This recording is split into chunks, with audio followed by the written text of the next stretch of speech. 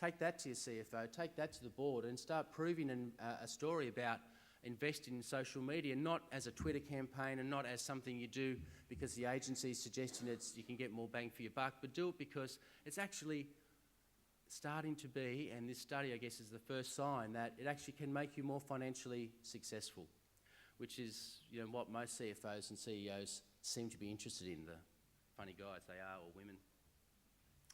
So again, this is in the stop, why we need to stop section, and this is the process of marketing that I certainly was taught at university and I followed for 10 years, which is called like the Big Bang Theory, which is, you know, big strategy, little bit of research maybe. Sometimes the research is too late because you've already built the factory or built the packets, or we've got the pricing pretty much locked down, so not much can move, but we're going to do research just to check it, make a slight refinement, and then the big launch.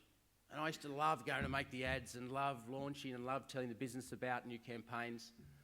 But really, in those days, I certainly was crossing my fingers. I'm kind of ashamed to say. And I was crossing my fingers that it was going to work. And we did the measurement and tracking. We could tell the business in a while if it worked or not. But really, if it didn't work, someone would get sacked or the agency would get sacked, and we'd start again looking for the next big idea. And I'd suggest that parts of marketing are still working like this, and I'd suggest that there is way too much risk of putting, you know, all your eggs in one basket of working like this in this continuous linear fashion these days. Lots of time, lots of risk, big investment, and hoping for the best.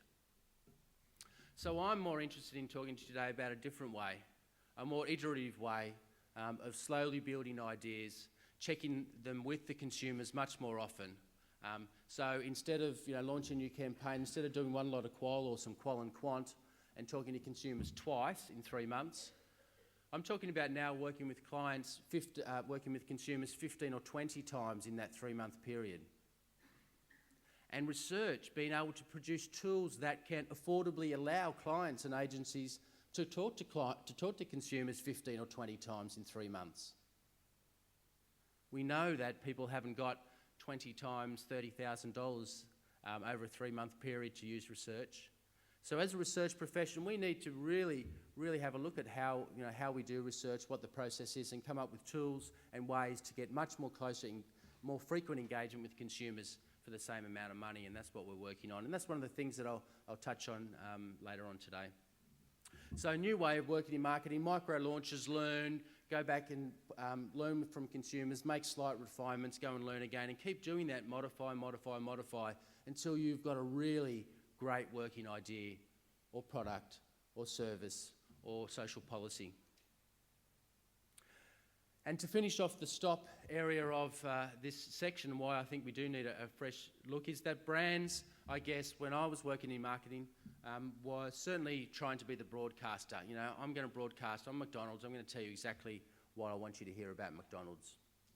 And I suggest there's a different way, and there's a lot of thinking right now, you know, people blogging about this idea and people talking and writing books about this idea of making brand facilitators. And what I mean by that is actually stepping back and using your brand and becoming a qualitative, a facilitator yourself, and just watching. Using the brand to sit back and have a look at what people are saying about you instead of being on the front foot and say, this is what I'm going to tell you about me, my brand.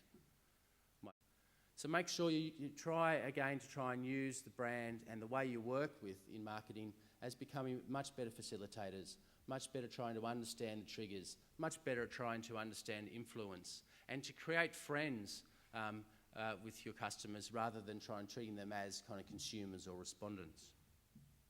Because if we can actually create friends, instead of customers, then the whole power of word of mouth and the things that we all read about all the time is going to be much, much more impactful. When you look at segmentation, I've done it many times. Unfortunately, in my life, we kind of split out segments and say these people down here can't spend anymore, so we're going to ignore them. But how about we look at this segment as if we can actually make them really love us, love our insurance brand, they could actually be really strong influencers. We could actually get them to tell us to actually get customers for us via recommendation, via good stories. So it's not all about trying to identify who can we get more money from. And I think the brand and marketers and market research can play a role of understanding how can we actually influence, how can we get to people that are the influencers. And this is an interesting statement, I think, from Nike out of the US, saying that, you know, we're not in the business of anymore of supporting media industry, big spend globally, obviously. We want to connect with our customers.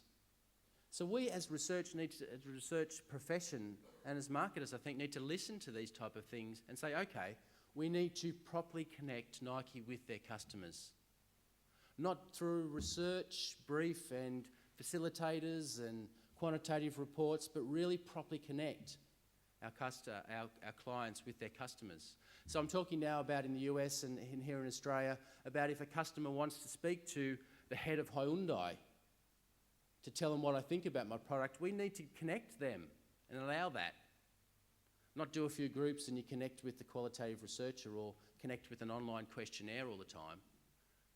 If people want action and people really want to be your friend, they actually want to meet you, they want to have access to you, and they want to actually really have an opportunity to understand you.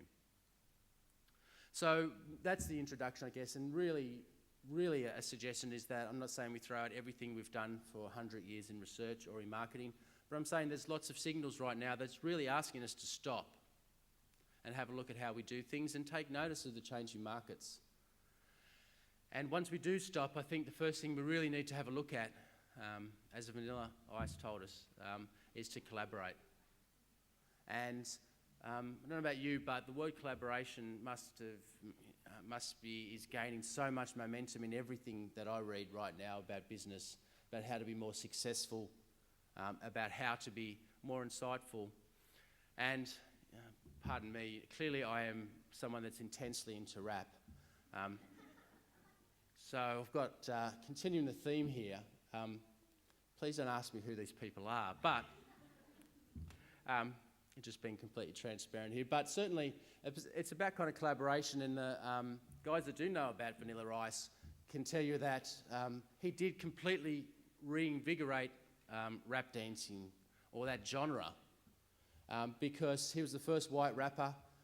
He is responsible, allegedly, for broadening the audience of this kind of genre of dance and music away from just a black African-American population and, you know, broadening out to a much larger market and popularising the whole thing.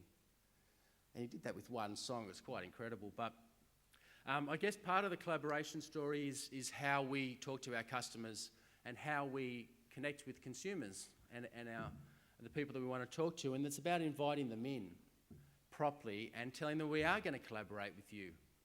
And it's not about one way anymore, I think, a monologue. As a research company, we're having increasing trouble to talk in a one-way fashion or one-way dialogue with people via surveys. You know, can you tell me A, B or C answer to this question? Increasingly in the world, people want to say, I don't want A, B or C, I want D, and I want to tell you why, and I want to tell you, by the way, not about that question, I want to tell you all about your company and what really annoys me, or what's really good. And until we actually start having two-way dialogue with people in a proper sense and really listening, then we're only going to keep getting this kind of one-way information traffic, and I suggest that it's not right for the times. So crowdsourcing, harness collective intelligence, give people a role in shaping your brand.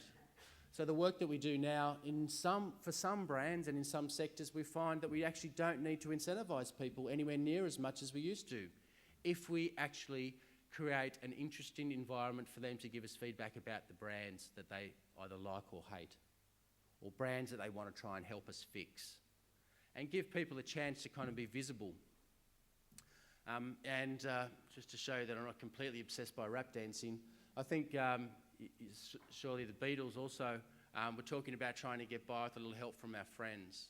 And I guess that's also an important message right now, is part of the whole thing about consumers and respondents. And I'm trying as hard as I can to get the word respondent out of the language of market and social research, because it is so kind of elitist and so kind of derogatory, I think, about talking about things as respondents. We only want you to respond to us.